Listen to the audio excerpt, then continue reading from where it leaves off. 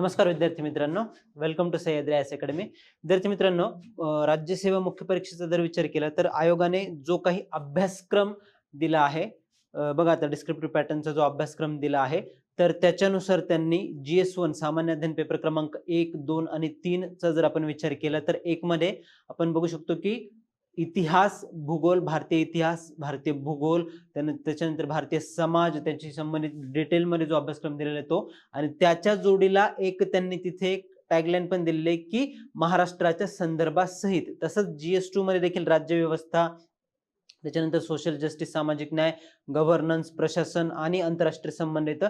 त्यामध्ये देखील एक टॅगलाईन आहे की महाराष्ट्राच्या संदर्भात सहित. त्याच प्रकारे सामान्य अध्ययन पेपर क्रमांक 3 मध्ये देखील जे काही सब टॉपिक्स उपघटक आहेत त्यामध्ये मग अंतर्गत सुरक्षा येतं, पर्यावरण, आपत्ती व्यवस्थापन, कृषी अर्थव्यवस्था आणि भारतीय अर्थव्यवस्था.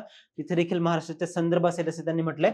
तर तो महाराष्ट्राचा संदर्भ किती हे आज आपण आजच्या लेक्चरमध्ये बघणार आहोत. भरपूर विद्यार्थ्यांना असं कन्फ्युजन असतं की सर आता अभ्यास जो आहे तो आपल्याला नवीन पॅटर्ननुसार करायचा आहे, पण त्याच्यामध्ये आता आपण एकंदर वाचताना आपल्याला माहिती आहे की आपण भारतीय इतिहास वाचतो किंवा त्यामध्ये भारतीय समाज, भूगोलाचे देखील लेक्चर्स बघत असतो किंवा GS2 साठीचा आपण अभ्यास करतो. पण त्याच्यामध्ये आता महाराष्ट्राचा संदर्भ किती असायला पाहिजे, मग तो 10% असावा, 50% असावा की 90% असावा, ते आज आपण जे ते डिकोड करणार आहोत. त्यासाठी जे 2025 चा जो काही पूर्व परीक्षेचा 2025 चा जो काही मुख्य परीक्षेचा राज्यसेवेचा पेपर झालेला आहे त्याचा आपण आधार घेणार आहोत की त्याच्यामध्ये किती महाराष्ट्रावर आधारित प्रश्न जे ते आयोगाकडून विचारण्यात आले होते, बरोबर. कारण आपल्याकडे जर आपण सॅम्पल बघितले तर मागच्या एकाच वर्षाचं जे आहे ते, कारण नवीन पॅटर्न नुसार एकच आतापर्यंत मुख्य परीक्षा जी ती झालेली आहे डिस्क्रिप्टिव्ह पॅटर्नची, त्याच्यावर आधारित जे ते आपण आता घेणाऱ्या मुख्य परीक्षेसाठी एक तुम्हाला अंदाज लागावा किंवा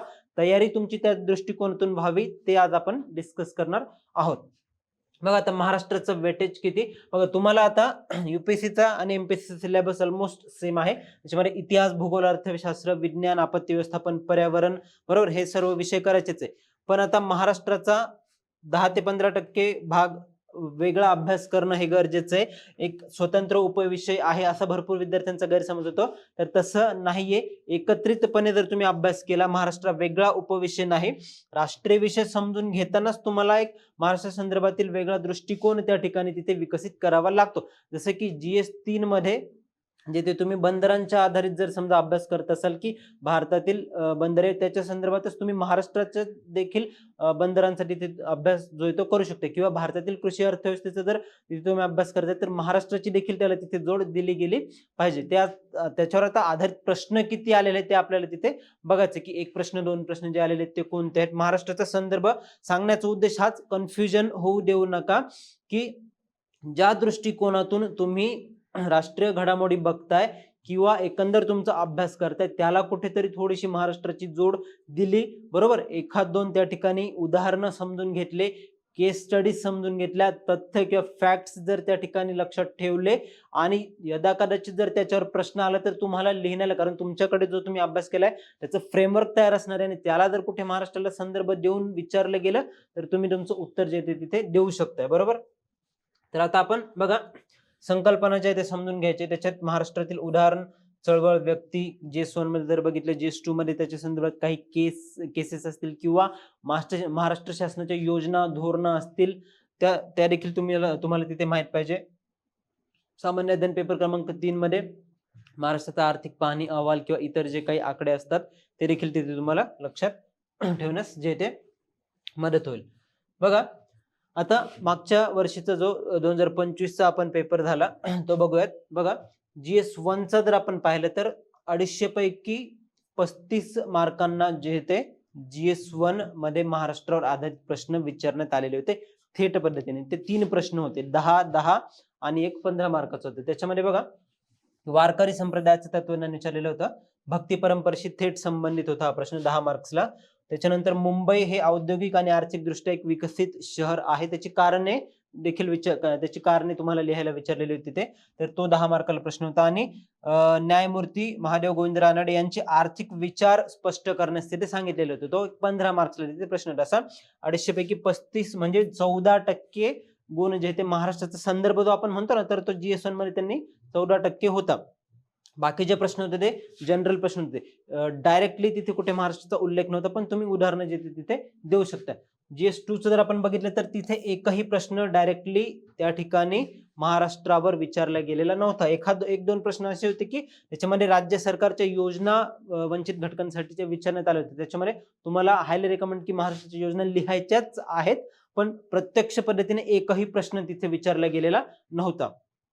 त्याच्यानंतर GS3 मध्ये सामान्य ज्ञान पेपर क्रमांक 3 मध्ये सर्वात जास्त त्याला जे ते वेटेज देण्यात आलेलं होतं. बघा त्याच्यामध्ये 250 पैकी 65 गुणांवर जे ते प्रश्न तिथे विचारण्यात आलेले होते. जवळपास 1/4 पेपर जो आहे तो थेटपणे महाराष्ट्राच्या प्रश्नांवर विचारण्यात आलेला होता.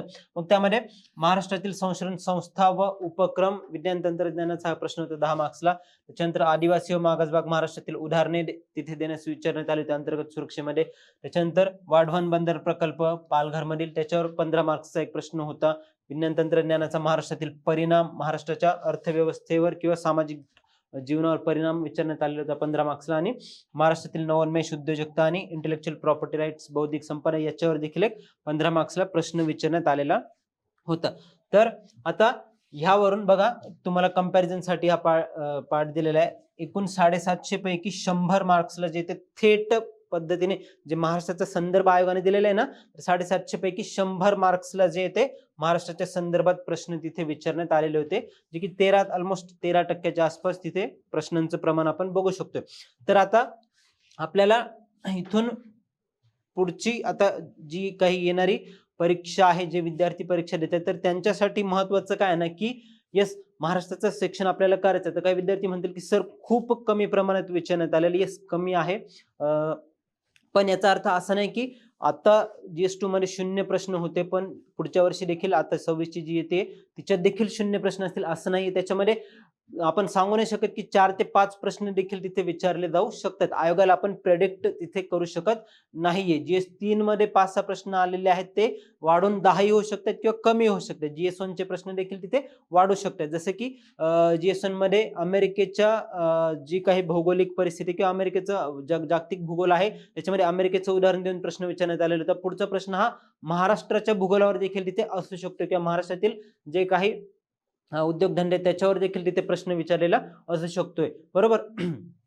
GS1 मध्ये अजून एक प्रश्न होता की जागतिकीकरण आणि त्याचा भारतीय समाजमनावर झालेला, भारतीय सामाजिक व्यवस्थेवर झालेला परिणाम, तिथे महाराष्ट्र देखील असू शकतोय पुढच्या वेळेस. तर अशा प्रकारे जो येतो बघा अभ्यास जो आहे तो करायचा आहे की प्रश्न कमी विचारण्यात आलेले आहेत म्हणून तो निग्लेक्ट करायचा नाहीये, तो आपल्याला पूर्ण कव्हरच करायचा आहे, बरोबर. डायरेक्ट क्वेश्चनचा डेटा आहे. आणि त्याच्या सोबतच आता इफेक्टिव्ह काय आहे ना की एक दोन विद्यार्थ्यांनी विचारलं पण की सर आपण अशी उदाहरणं तिथे देऊ शकतोय का, बरोबर. जरी प्रश्न थेट महाराष्ट्राशी संबंधित नाही, पण महाराष्ट्राशी संबंधित उदाहरणं जे ते देऊ शकतोय का, की जसे की जागतिकीकरण आणि त्याचा भारताच्या सामाजिक जीवनावर झालेला परिणाम, तर तिथे तुम्ही हमखास महाराष्ट्राची उदाहरणं जी ती द्यायचीच आहे. त्याच्यामुळे जरीही प्रश्न नाही आला तरी तो जो काही केलेला अभ्यास आहे तुमचा तो वाया जाणार नाहीये. तो कुठे ना कुठेतरी तुम्हाला उत्तरांमध्ये 100% वापरता येणार. आणि कंटेंट डिफरन्शिएशन म्हणतो ना आपण, कंटेंट डिफरन्शिएशन,